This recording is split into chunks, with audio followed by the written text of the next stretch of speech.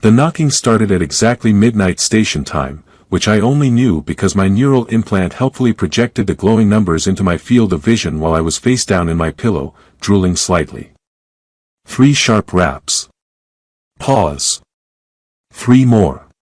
The kind of knocking that said whoever was on the other side had infinite patience and zero intention of leaving. I groaned into the synthetic fabric, briefly considering the possibility that I'd simply died and this was some bureaucratic afterlife where they woke you up to fill out forms. The knocking continued. Persistent. Mechanical almost. Definitely not the drunk pilot from 7B who occasionally confused my door with his after a bender at the Nebula's Edge bar. Go away, I mumbled, though the pillow absorbed most of the words. My apartment's cheap sound system didn't relay the message to the door panel. Of course it didn't.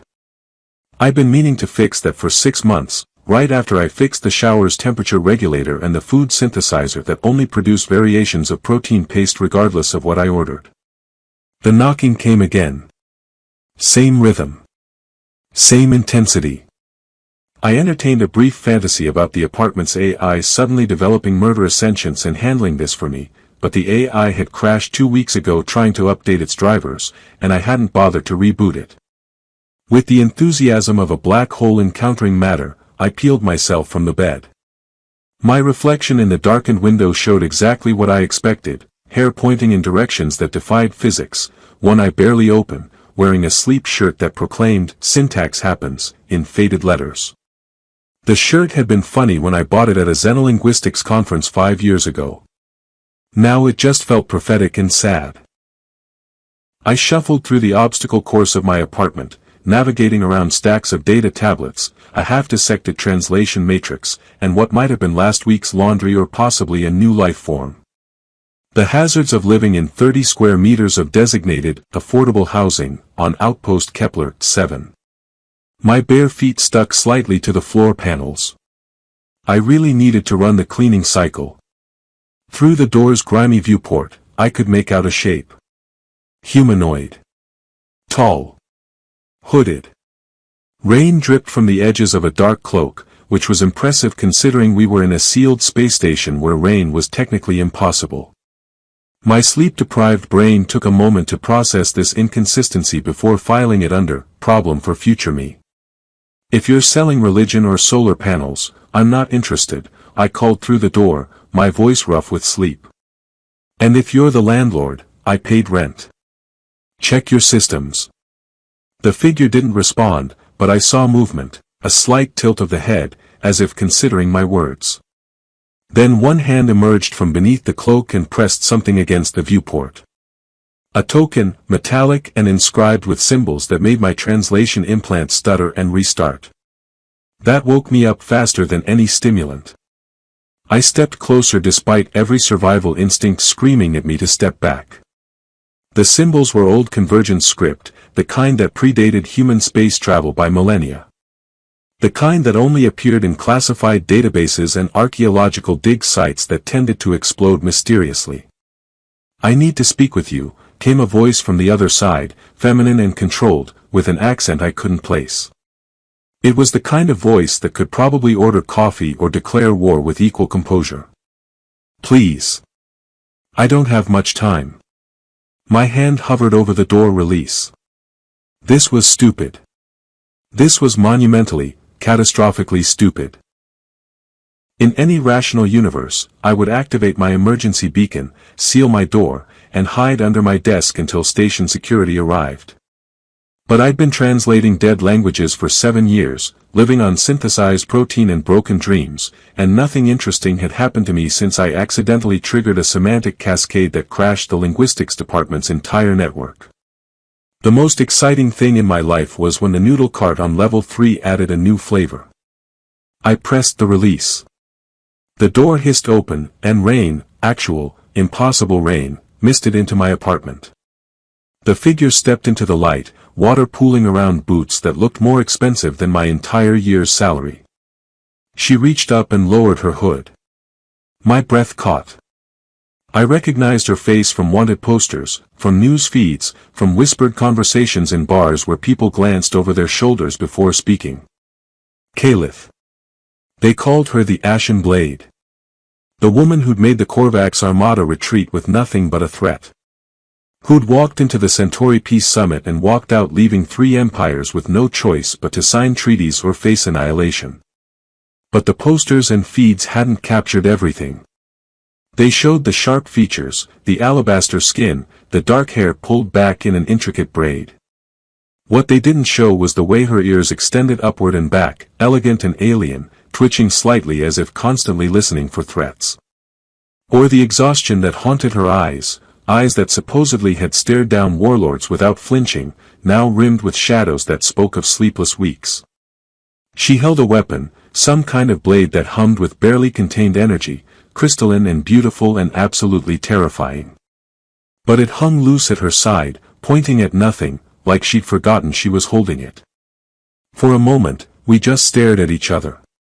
Her, probably regretting every decision that led to my doorstep. Me, definitely regretting opening the door, but also weirdly fixated on the fact that the most dangerous woman in known space was dripping on my floor. "You're shorter than I expected," I said, because apparently my brain had decided that imminent death was the perfect time for observational comedy. Her left ear twitched. Was that annoyance? Amusement? I had no idea. I didn't speak ear. "You're exactly as disappointing as I feared," she replied, her gaze sweeping over my apartment, taking in the chaos, the syntax happens shirt, probably calculating how badly she'd miscalculated. "But you'll have to do." She stepped fully inside, and the door slid shut behind her. "I need your help, human," Caliph said, and her voice cracked just slightly on the last word, a hairline fracture in that perfect composure. I stood there, barefoot and bewildered, staring at the woman who'd made admirals weep and politicians flee, now standing in my disaster of an apartment at midnight, asking me for help.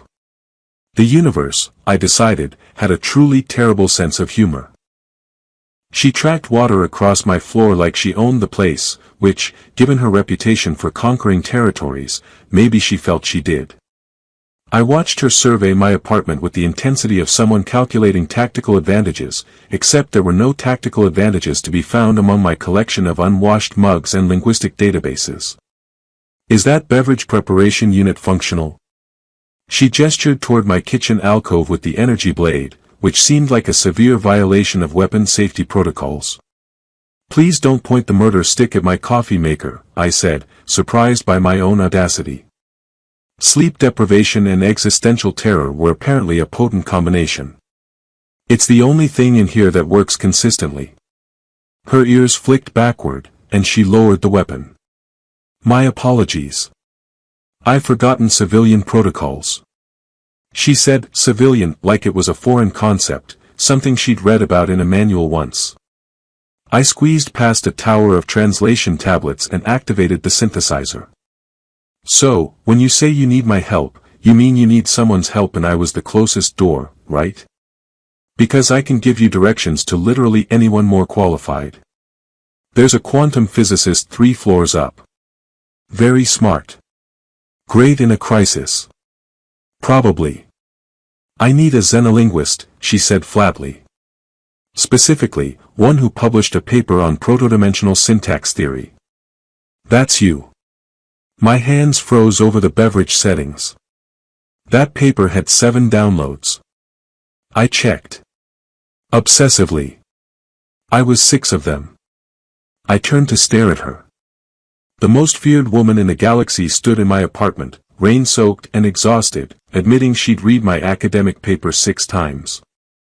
The paper my advisor had called aggressively theoretical and unlikely to contribute meaningfully to the field. "Why would you?" I started, but she raised a hand. "I need caffeine first. This conversation requires chemical assistance." "Fair enough." I programmed 2 cups of something approximating coffee, though the synthesizer's definition of approximating was generous. The machine wheezed, clicked ominously, and produced 2 steaming cups of liquid that was technically brown. She accepted hers without comment and took a sip. Her face remained perfectly neutral, which was more diplomatic than most people managed with my coffee. 3 months ago, she began, settling onto the edge of my desk chair like a predator ready to bolt. I acquired an artifact from a derelict station in the Shadowmark expanse. Acquired, I repeated. Is that what we're calling theft now? Her eyes narrowed. I prefer aggressive procurement. The station's previous owners were using it to crack dimensional barriers for weapons testing. They were going to rupture reality itself for profit. So you stole it to save reality. How noble. I sat on my bed, which doubled as my couch, desk extension, and apparently now audience seating for confessions from wanted fugitives. Mock me if it helps you process this, she said. But 3 days ago, the artifact activated. It's been broadcasting something, a signal, a call, a beacon. And things are responding. The way she said things made my coffee taste worse, which I hadn't thought possible. What kind of things? The kind that exist in the spaces between spaces. The kind that make black holes look welcoming.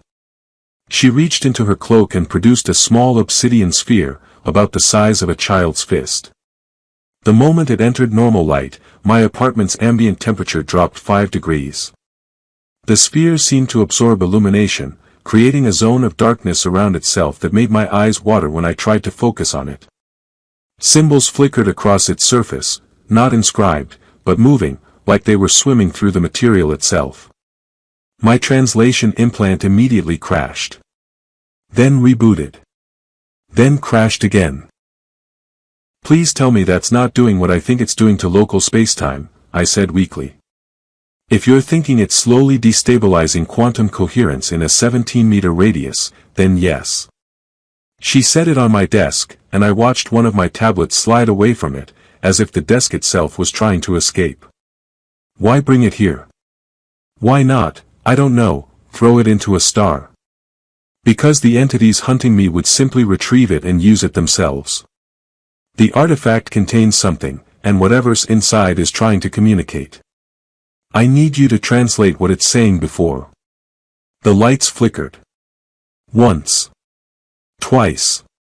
Then my window, which should have shown the interior corridor of level 12, instead displayed a vast emptiness filled with geometries that hurt to perceive. Before that happens more frequently, she finished quietly.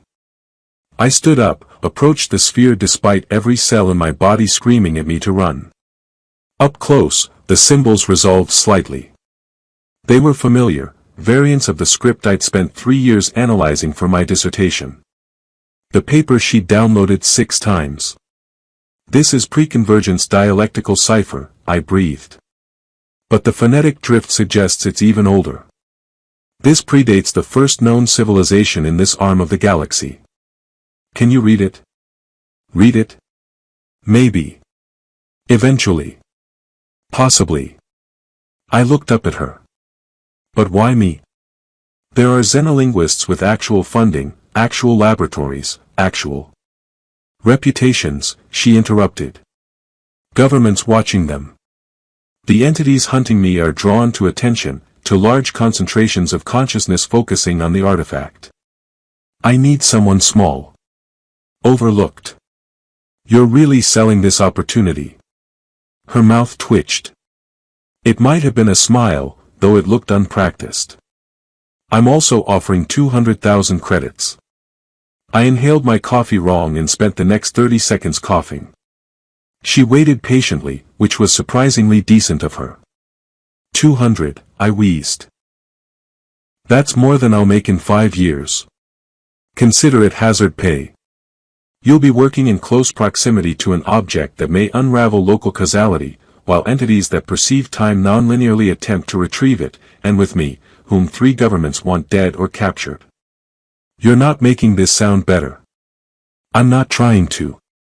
She stood, and despite her exhaustion, moved with the fluid grace of someone trained in violence.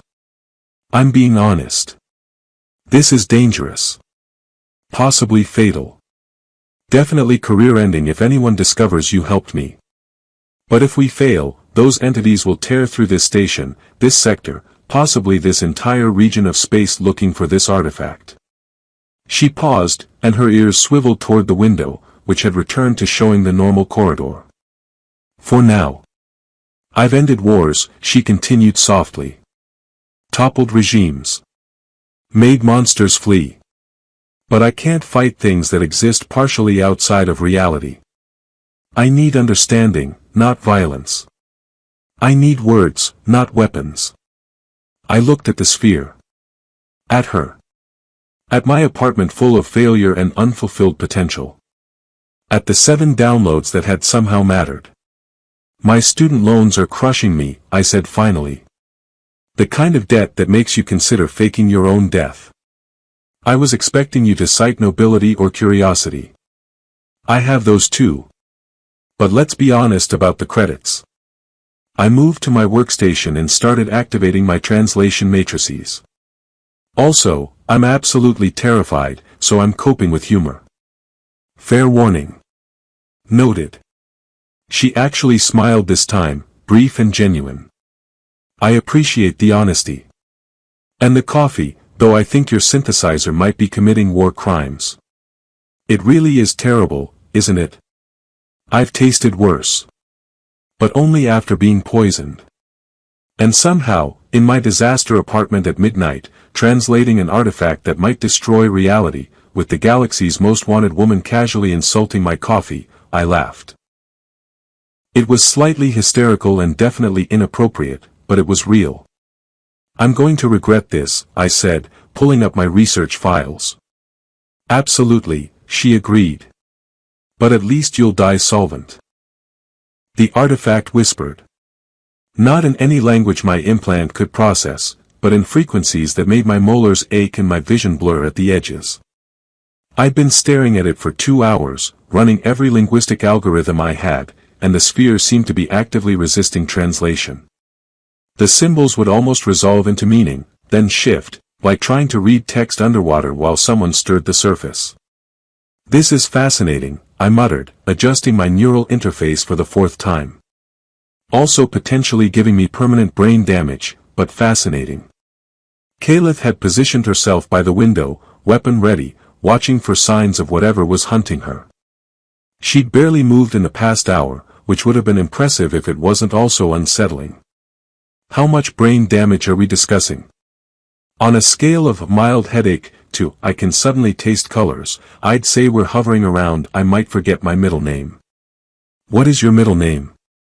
I paused. See, now I'm genuinely not sure if I'm joking or experiencing actual cognitive degradation. Her ears twitched in what I was learning to recognize as amusement. It's Roland. Your personnel file listed it. You read my personnel file? I read everything about you. Your dissertation on proto-dimensional syntax theory. Your teaching evaluations, surprisingly good despite your apparent caffeine dependency. That incident with the semantic cascade that crashed your department's network. We agreed to never speak of that incident, I said, feeling heat rise to my face. It was an accident. How was I supposed to know that recursive translation loops could? The lights died. Not flickered. Died. Complete, absolute darkness swallowed my apartment. My implant's emergency lighting kicked in, casting everything in a sickly green glow. The sphere pulsed once, twice, and the darkness around it deepened impossibly. It's here, Kalith said, her voice perfectly level despite the tension radiating from her frame. Define it for me. Specifically. With details that won't make me panic. I can't do that. Then lie convincingly. The wall behind my food synthesizer began to, breathe wasn't the right word. Undulate. Phase. Reality seemed to be having technical difficulties with the concept of solidity. Through the distortion, something vast pressed against our dimension like a face against a window, except the face had geometries that my brain refused to process correctly. Oh good, I heard myself say from very far away. My nightmare has nightmares. Kalith's blade ignited, casting sharp blue light that did nothing to improve the situation. Keep translating. I'll handle this. Handle it how? Can you stab something that exists in 17 dimensions simultaneously? I've stabbed things in up to 11 dimensions. I'm optimistic. Despite everything, I laughed. It came out high-pitched and slightly unhinged. That's not reassuring. The entity pushed harder against reality. My desk shifted, the metal groaning. One of my tablets fell and passed through the floor instead of hitting it, just vanished into whatever dimensional nightmare the entity was creating. I forced my attention back to the sphere. The symbols were moving faster now, agitated, and something about their pattern suddenly clicked. They weren't random. They were responding to the entity's presence, reorganizing themselves into a defensive structure. It's a prison, I said, fingers flying across my interface. The sphere is a prison, and whatever's inside is. Gravity hiccuped. I found myself hovering 3 inches above my bed, then crashed back down as physics remembered how to function. My coffee mug floated past my head, still steaming. Inside is what? Caliph demanded, slashing at a tendril of impossible geometry that had sprouted from my ceiling.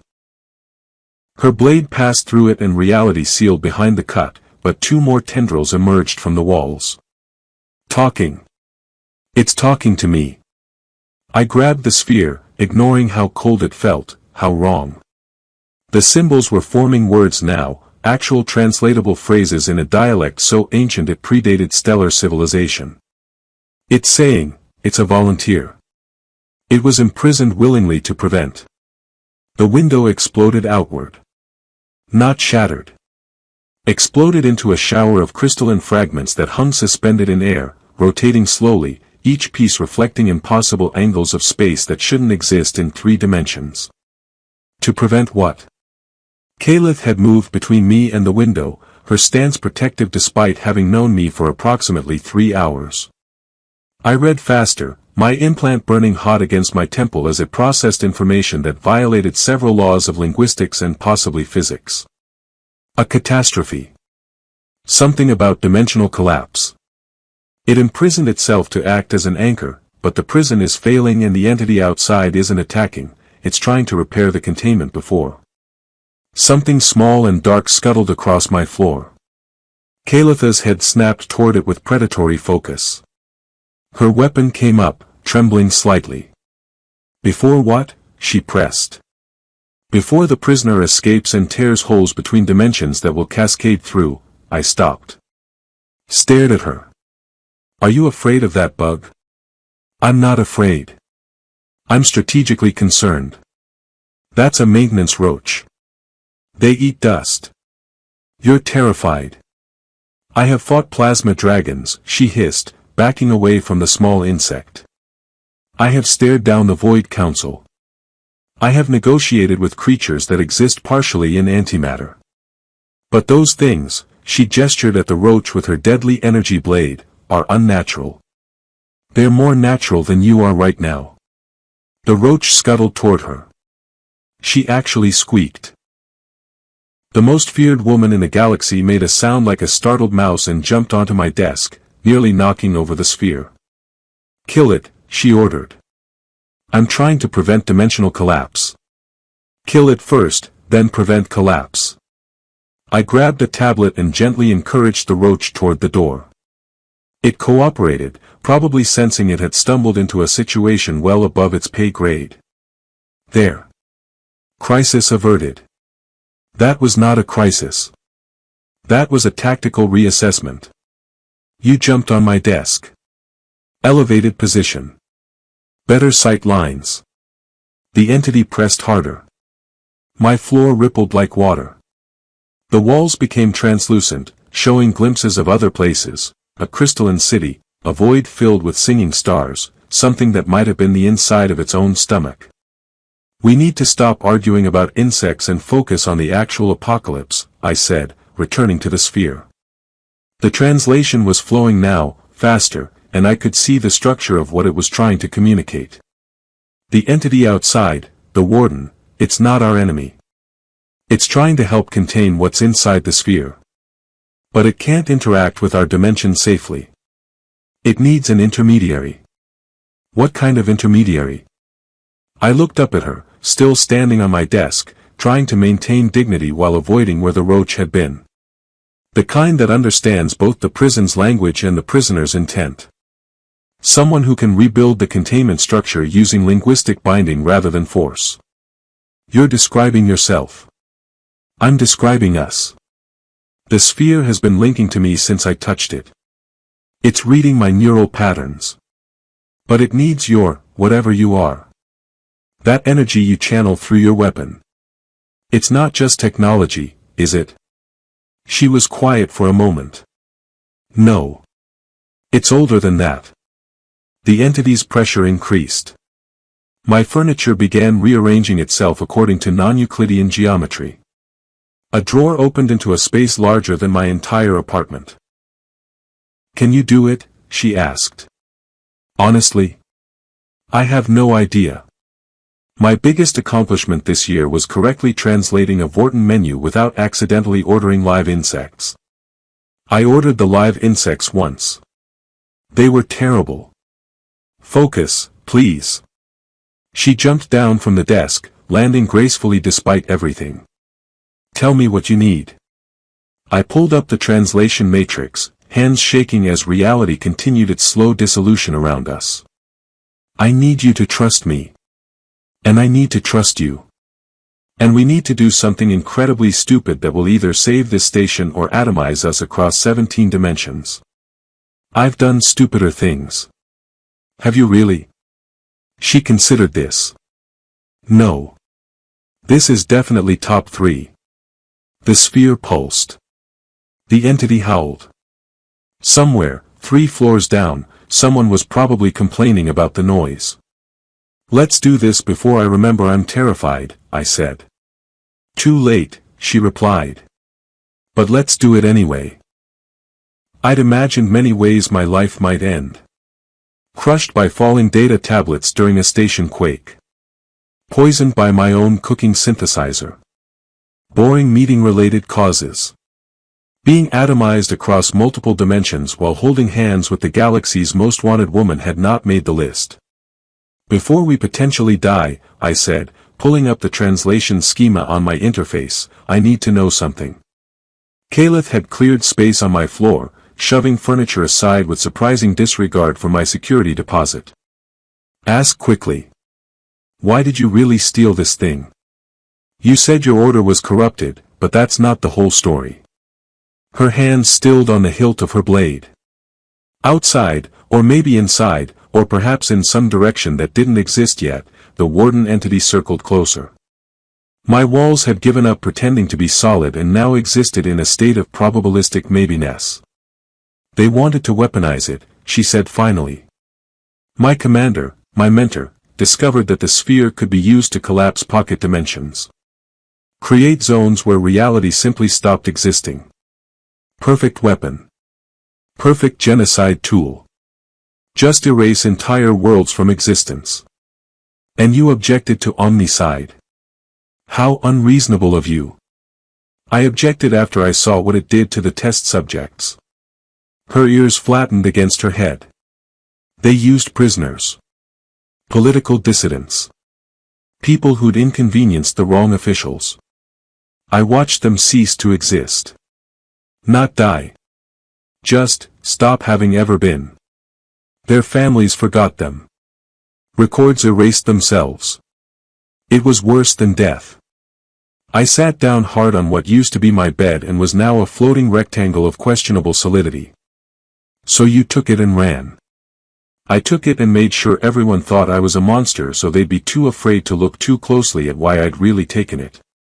If they thought I wanted it for power, for leverage, they'd try to negotiate. Send assassins. Predictable responses. Instead of realizing you were trying to save them." "Exactly." She finally met my eyes. "The wars I ended. Those were going to go nuclear. Biological weapons. Planet crackers. I forced peace because I knew what real annihilation looked like, and these fools were playing with toys that could summon it." The entity pressed against my apartment from 7 angles simultaneously. One of my chairs folded inside out and began existing in reverse chronological order. I watched it unbreak, unwear, become factory fresh, then continue backward into component materials. That's deeply unsettling, I observed. Which part? All of it. But mostly the chair thing. She almost smiled. I've seen worse. There was an incident with a temporal loop on Cygnus 9 where I watched the same diplomat spill coffee on himself for 6 hours. Did you help him? Eventually. After the 5th hour, it stopped being funny and started being sad. I pulled the sphere closer, feeling its cold wrongness seep into my bones. The translation was complete now, spread across my interface in glowing script. Okay. I understand what needs to happen. We need to speak the binding words simultaneously, me in the proto-dimensional dialect, you in whatever that energy language is that your blade uses. It's called Galactic. The language of fundamental forces. That's horrifyingly pretentious. I didn't name it. Fair enough. I stood, and the floor thoughtfully decided to support my weight despite having become partially transparent. Below us, I could see Mrs. Chen's apartment where she was watching a Hollywood drama, completely unaware that reality was having a breakdown 3 floors up. The catch is that we need to maintain physical contact throughout the ritual. The sphere will use us as anchors to rebuild its containment structure. How long will this take? Based on the phonetic complexity and the number of dimensional layers we need to seal. Approximately 7 minutes. 7 minutes of holding hands while reality collapses around us. I know it's not ideal. I was going to say I've had worse first dates. I stared at her. This is not a date. No. There's coffee. Imminent death. Interdimensional horror. That's more eventful than most dates I've been on. Your dating life is apparently as tragic as mine. I once dated someone who turned out to be 3 sentient plants in a coat. How did that end? They photosynthesized someone else. Despite the apocalypse actively occurring in my living space, I laughed. That's terrible. I thought it was pretty good. The warden entity howled, and the sound bypassed my ears entirely, resonating directly in my teeth. My coffee mug, still floating nearby, cracked into 17 perfect pieces that each reflected a different moment in time. We need to start, Kalith said, her humor evaporating. It's getting worse.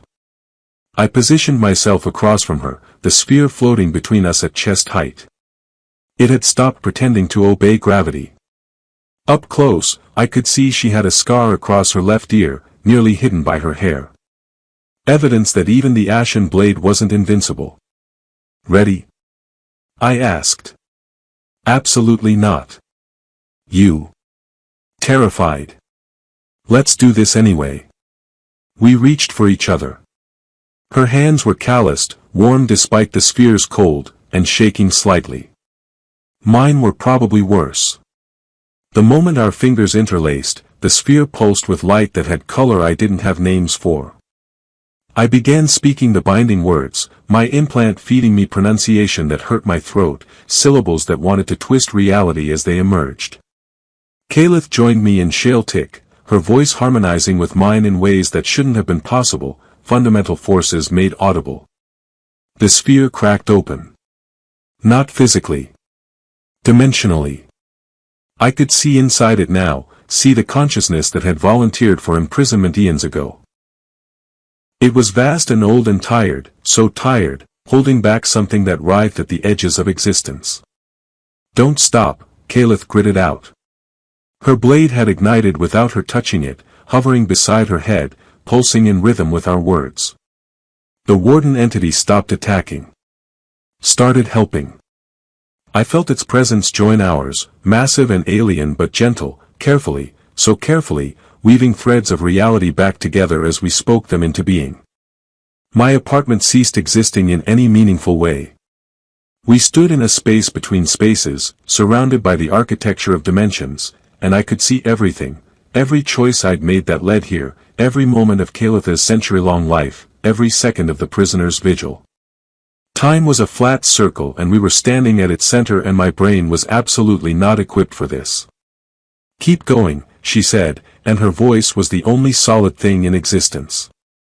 "Don't look too hard at anything. Just focus on the words." Hard to focus when I can see my own birth and death simultaneously. Think about something mundane. Like what? Like how terrible your coffee is. That's just mean. It's survival. Focus on the coffee. So I did.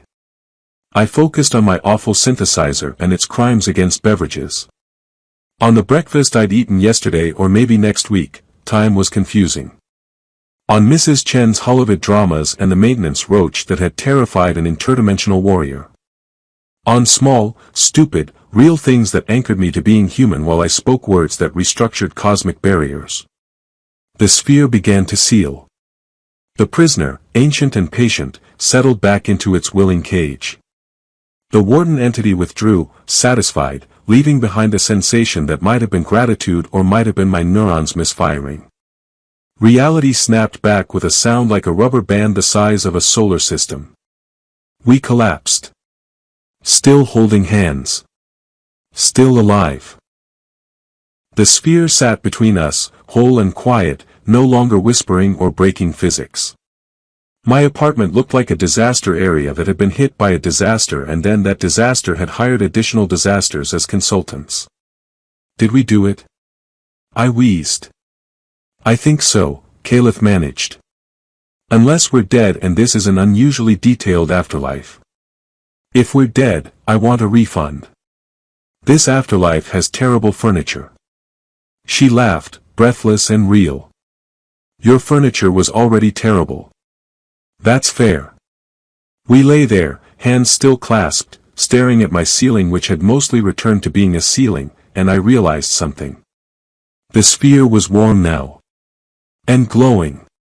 And there was a symbol forming on my wrist that matched one forming on hers. That's new, I said weakly. That's very new, she agreed. Neither of us was ready to deal with what that meant. Not yet. The symbols on our wrists pulsed in sync with each other and with the sphere, which now sat docile on my ruined desk like the universe's most dangerous paperweight. So, I said, still sprawled on the floor next to Caliph, on a scale of minor inconvenience to cosmically screwed, where do glowing matching tattoos rank? She sat up slowly, examining the intricate pattern etched into her skin. It looked like script, but it moved, flowing and reorganizing itself.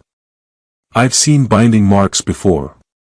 Usually on artifacts that need 2 keys to open. We're keys. We're co-guardians now.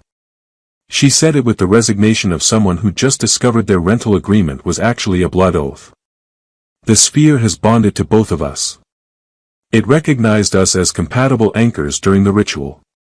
I managed to sit up, my head spinning. Define compatible. Because I feel like we should have discussed compatibility before engaging in interdimensional binding. It means we're stuck together. She pulled herself to her feet with more grace than I could manage.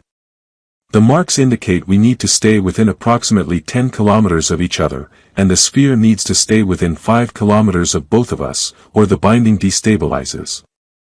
10 kilometers. I looked around my disaster of an apartment. My sanctuary. My carefully maintained isolation from the universe and its problems.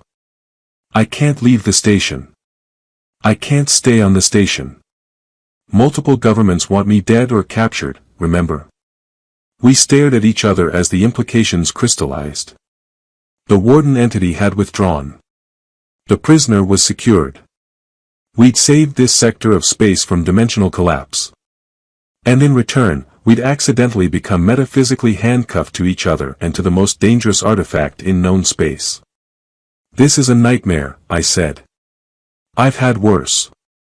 She walked to my window, which had finally decided to be a window again. Dawn was breaking over the station, artificial sun cycle creating the illusion of normalcy. At least you'll be paid. The credits don't really help if I can't access my apartment or my research or I stopped. Wait. My research. All my data is here. We can transfer it. To where? Your secret evil lair. I don't have a lair.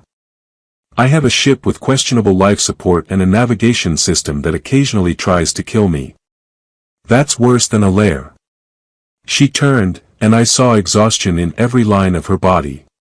The warrior persona she wore like armor had cracks now, and through them I glimpsed someone who'd been running for so long she'd forgotten what stopping felt like.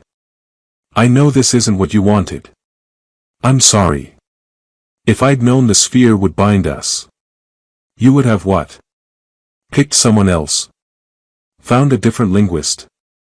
Yes. Someone without a life. Someone who wouldn't lose everything by being tied to me. I looked at my apartment. At the stacks of data tablets containing research nobody read. At the synthesizer that produced criminal coffee. At 7 years of isolation disguised as academic pursuit. What exactly am I losing? Your safety. Your anonymity. Your career. My career was going nowhere.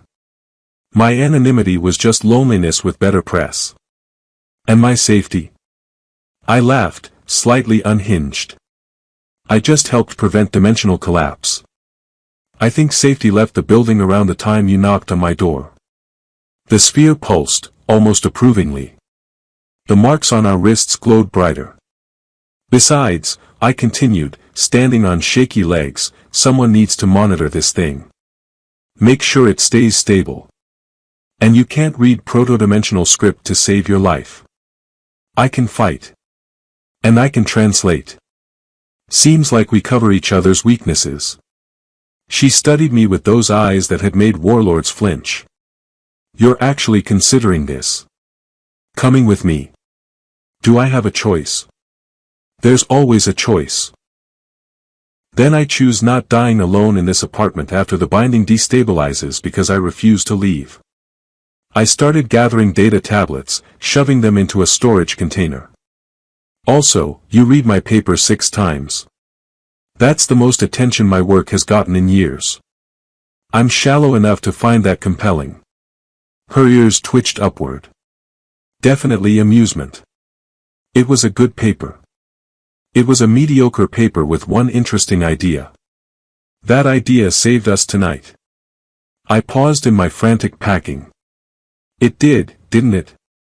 Yes. You were right. About dimensional syntax theory. About linguistic binding being more effective than force. About, she hesitated. About a lot of things. We worked in silence for a while, me salvaging what I could from my old life, her standing guard against threats that might not come but probably would. The station was waking up around us. Soon, people would notice the dimensional distortions. Station security would investigate. Questions would be asked that neither of us wanted to answer. We need to leave soon, Caliph said. Before they lock down this sector. Give me 5 minutes. I transferred the last of my critical research to portable drives, sent a resignation message to the linguistics department that would probably confuse them more than anything, and took one last look at the space I'd called home. It had never really been home. Just a place to hide from the universe. Ready? She asked. Absolutely not. I grabbed my emergency bag, the one I'd packed years ago and never used, and slung it over my shoulder. But I'm coming anyway. We moved through the corridors quickly, 2 figures who didn't belong together, a wanted fugitive and a failed academic, bound by glowing marks and cosmic responsibility. The sphere nestled in a shielded container Caliph produced from somewhere, quiet now, content. Her ship was docked in the lower bays, hidden among cargo vessels. It was smaller than I expected, sleeker, with hull plating that seemed to shift colors when I wasn't looking directly at it. She's called the Wandering Echo, Caliph said as we boarded. Try not to insult her. The AI is sensitive. The AI is listening. Always, came a melodious voice from the ship's systems. And I heard what you said about questionable life support. Rude. I apologize, I said quickly. I'm sure your life support is excellent. It's adequate. Which is honest, unlike some people. Kayla settled into the pilot's seat with obvious relief. This was her element. Not station apartments or political negotiations, but the clean simplicity of space and movement. Strap in. We need to clear station space before they realize we're gone. I took the co-pilot's seat, fumbling with restraints I'd never used before. Through the viewport, I could see Outpost Kepler 7 in all its utilitarian glory. Somewhere in there, Mrs. Chen was making breakfast. The noodle cart was opening. Life continued, oblivious to how close it had come to dimensional annihilation. Any regrets? Caliph asked as her hands moved over the controls with practiced ease. So many I've lost count. I watched the station begin to recede as we pulled away. But weirdly, this isn't one of them yet. Give it time. How much time do we have? She grinned, fierce and free in a way I hadn't seen before. However long we stay alive. The wandering Echo slipped into the shipping lanes, just another cargo vessel, unremarkable and easily missed. Behind us, the station continued its rotation. Ahead, the vast darkness of space opened up with infinite possibilities, most of them terrifying. The sphere hummed contentedly between us. The marks on our wrists pulsed in steady rhythm. And somewhere in the distance, other artifacts waited, other guardians watched, other responsibilities loomed. So what do we do now? I asked. Now. Caliph checked our trajectory, made a minor adjustment, then looked at me. Now we find better coffee. Your synthesizer crimes have traumatized me. That seems like a low priority given everything else. I've learned that surviving cosmic horror requires good coffee. It's non-negotiable. The ship accelerated, stars stretched into lines, and despite everything, the danger, the uncertainty, the complete upheaval of my carefully boring life, I felt something I hadn't experienced in years. I felt alive. Fine, I said. But I'm picking the first station.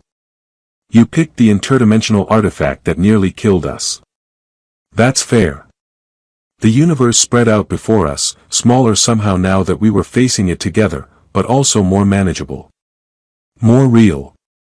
And somewhere behind us, in an apartment that would puzzle maintenance crews for weeks, a maintenance roach scuttled across the floor, the sole witness to the night the universe almost ended and two unlikely people found something neither of them had been looking for. Each other.